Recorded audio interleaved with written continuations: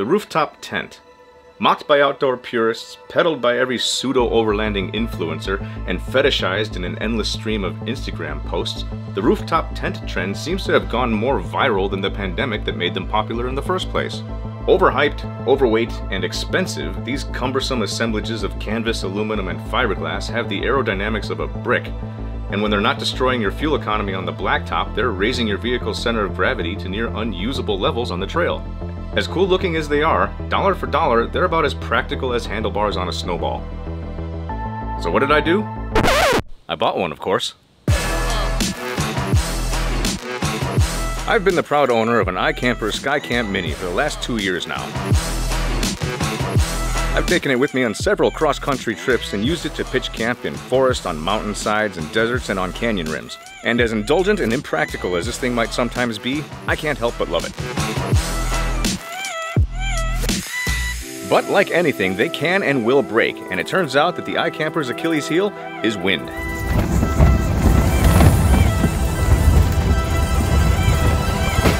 Shit. Which brings us to today. My beloved iKamper is busted. That wind ripped one of the hinges right out of the aluminum rail, and in so doing compromised the structural integrity of the clamshell, which caused the fiberglass to break. So this is going to be the first video in a series where I diagnose, troubleshoot, and try to figure out how to fix this thing. In this one, I'm going to share with you how we got to where we are today, what issues we have yet to overcome, and an initial game plan on how we're going to go tackle them. But first, let me back up for a little bit and share with you what happened when I got back from that fateful trip. Want to explain to us how we're going to get this thing off?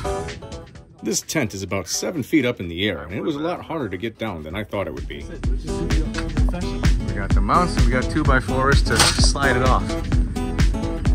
So we might just muscle it off. We called this move the Cleopatra, figuring we can just put it on our shoulders and lift the whole thing down. But I'll be damned, this thing was heavy.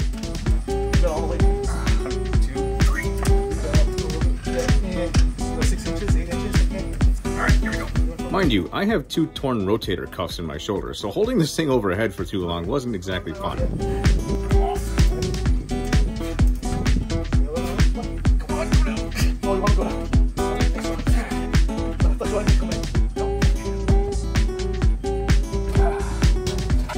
Never said it was going to be easier. I just figured it would work. Alright, in the back there seems to be a zipper that will go around the entire perimeter of the clamshell, which should allow us to disconnect the tent from the clamshell and then in turn remove the clamshell from the unit. Okay, you can see with that off now, you got daylight. Clamshell is separated. The only thing holding it on now is going to be the gas struts and the hinges, which brings me to why I'm doing this. The hinges secure to this metal side and then go through the fiberglass clamshell held in place by 3 nuts. That hinge is in place. That hinge is in place. This hinge is not. This is my problem. Some wind caught me and then this bad boy ripped the F out. So we're going to try to disconnect the clamshell, take it off, see if we can't replace this hinge and these fasteners and then put it right back on. Off with the gas struts.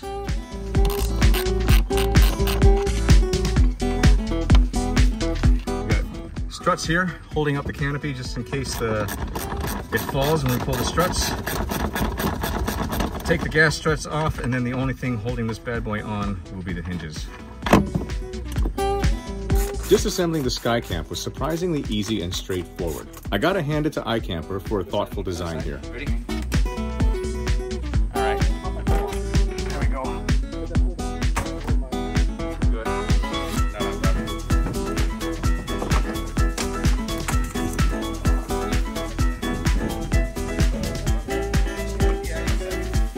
All right, let's see where we're at here. The main problem was this hinge. It had pulled right out of the frames during a wind storm in Moab. And so you can see here, the hinge is held in place just by 3 pop rivets.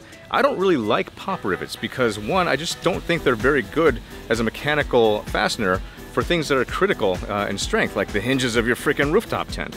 And 2, they don't they don't spread the load very well. I don't know if you can see here, but all they really do when you suck them back is turn into this little potato doodad. And these really didn't take much to pull out. So I'm going to try to replace these with something a little bit more robust. Maybe a nutsert, a riv nut, or something else. I might even see if I can get behind it and put a nut and washer set on there. Not sure yet, but that's the first problem to try to solve for.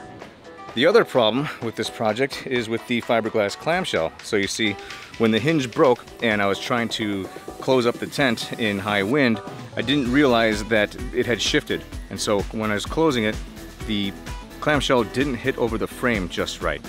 So that caused the fiberglass to break even more than it was when the hinge effed up. So you can see here the corner is cracked. It's kind of in semi-rough shape. Nothing that I don't think can be fixed. Fortunately, this shell is pretty rigid. So once I get the hinge fixed, I'm going to attempt to re-glass this and then repaint it, and we'll go from there. So first things first, gonna need to order some new fasteners. So here's the game plan for now. I'm gonna remove the rest of these hinges, even the ones that aren't broken, so that I can eliminate these stupid ass pop rivets that are used to hold them in place. iKamper, I really love this tent. The quality's fantastic, but honestly, I don't know what you were thinking. This was a terrible idea. Anyway, in lieu of the pop rivets, I'm planning on replacing them with these riv nuts. This should provide for a much more secure mounting point for those hinges, and it's not going to compromise too much width. I only have to give up maybe about 1 millimeter of height to accommodate the heads of the riv nuts. Once that's done and test for fit, I can move on to fixing the fiberglass. Fortunately, I have some experience with fiberglassing, and I'm hoping this isn't too bad. I'm basically going to break out and cut out everything, bevel it down, sand it, and I have some fiberglass cloth, the resin, and some angel hair to act as a filler. Fortunately, none of the structural parts like the area around this hinge are damaged, so this is really more cosmetic around the turn. The biggest thing is going to be to make sure I can trace this thing around well enough to allow it to sit over the aluminum frame. There's really not a whole lot of clearance there. Once that's done, I'll show you all how to assemble this thing together again, and I might even start tinkering around with running some power cables, wires, maybe even a hole for a diesel heater vent. That's TBD though. I've also been considering repainting this thing, not just because I have to, but because I was kind of fancying a different color. What do y'all think of that Blizzard Pearl color to match my GX470? That'd be kind of cool, right? Anyway, in the next video, I'm going to take care of those hinges and see how well riv nuts serve as a viable replacement for those pop rivets.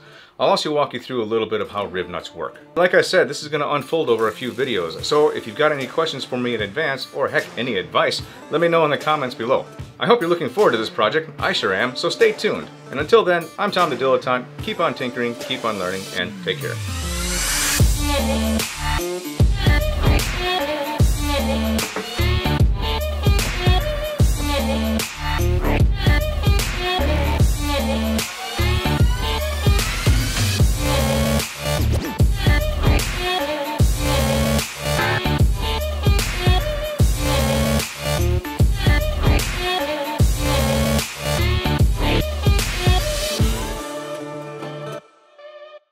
Thank you.